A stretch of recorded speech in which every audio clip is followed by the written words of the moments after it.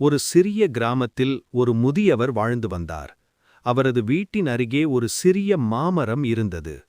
அந்த மரம் பல ஆண்டுகளாக பழம் கொடுக்கவில்லை. கிராமத்தவர்கள் அனைவரும் அந்த மரத்தை பார்த்து, இந்த மரத்தால் எந்த பயனும் இல்லை என்று கேலி செய்தனர். ஆனால் அந்த முதியவர் அதை ஒருபோதும் பொருட்படுத்தவில்லை.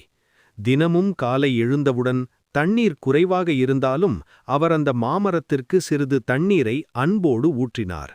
இன்று இல்லை என்றாலும் நாளை கண்டிப்பாக பயன் தரும் என்று அவர் நம்பினார்.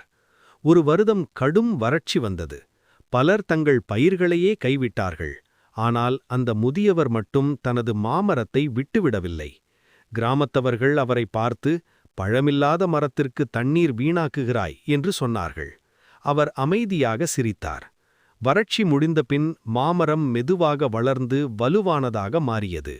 ஒரு நாள் காலை அதன் கிளைகளில் பொன்னிற மாம்பழங்கள் தொங்கின. அது கிராமத்தில் பழம் தந்த ஒரே மரமாக இருந்தது. பசியுடன் வந்த கிராமத்தவர்களுக்கு அந்த முதியவர் மாம்பழங்களை மனமுவந்து பகிர்ந்தார். இந்த மரம் எனக்கு பொறுமையும் அன்பும் நம்பிக்கையும் கற்றுக் கொடுத்தது என்றார் அவர். அன்றைய நாள் முதல் கிராமத்தவர்கள் உண்மையான அன்பும் பொறுமையும் எப்போதும் இனிய பலனை தரும் என்பதை புரிந்து கொண்டார்கள். பொறுமையும் அன்பும் என்றென்றும் இனிய பலனை தரும்.